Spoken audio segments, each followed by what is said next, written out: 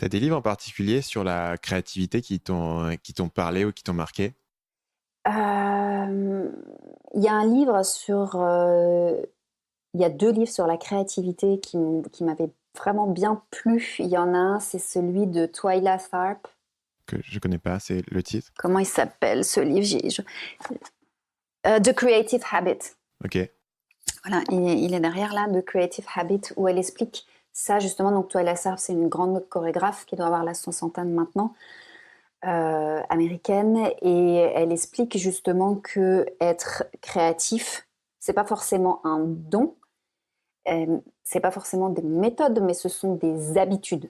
Donc, elle explique comment prendre l'habitude créative. Alors, c'est un peu ce qu'on disait tout à l'heure. Peut-être que des fois, tu vois, dans certains contextes, tu vas être plus créatif, par exemple pour tes pages de vente, avec une méthode. Peut-être que pour écrire les mails, tu vas avoir besoin de t'y prendre autrement, mais au bout d'un moment, de remarquer quel type d'habitude te mettre dans une bonne inspiration et construire ces habitudes-là, de se construire des rituels aussi.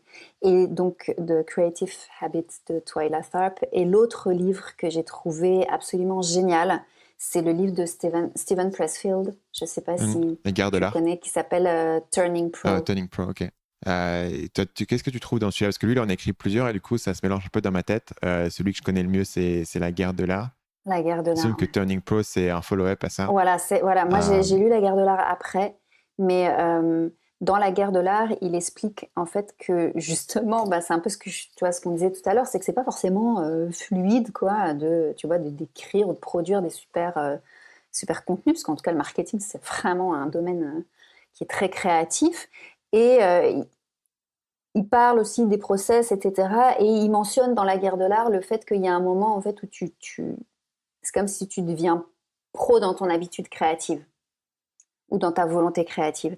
Et il détaille ça dans le livre Turning Pro, où il explique qu'il y a un moment, c'est comme si tu traverses une sorte de membrane où tu vas plus revenir en arrière dans ce que tu produis, euh, dans ta créativité. C'est même si au début c'est pas forcément bon, même si pendant des années tu n'as pas de reconnaissance, parce que lui il a écrit pendant je crois 30 ans avant d'être reconnu. C'est juste qu'il y a un moment où tu sais que, voilà, même si le processus n'est pas simple, même s'il n'y a pas de reconnaissance tout de suite, tu vas pas retourner en arrière.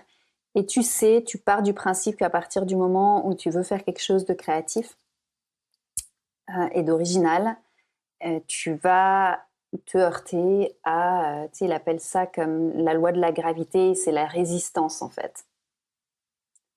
Tu vois, est-ce qu'il parle de ça dans The War of Art? c'est ça, ouais, c'est le Je thème sais plus, central c'est de ça. ce bouquin-là. Voilà, c'est de la résistance. Et donc, et moi, ça, je le ressens. Je parlais quand j'écris, voilà, j'ai des super idées, j'ai le plan, et ben, ça va pas forcément être fluide d'arriver à écrire le contenu, mais voilà, j'ai traversé cette membrane-là il y a un moment, et donc je sais que de toute façon, je vais continuer à écrire, et je sais qu'à la fin, ce sera bon. Mais je vais pas lâcher l'affaire. Salut, c'est Stan, j'espère que vous avez apprécié cet extrait du podcast Marketing Mania. Bien sûr, vous pouvez retrouver l'ensemble des épisodes du podcast, y compris les instructions sur comment vous abonner sur l'application Apple Podcast ou sur votre téléphone Android en vous rendant sur mon site à l'adresse marketingmania.fr/podcast. Je vous ai mis le lien dans la description de cette vidéo.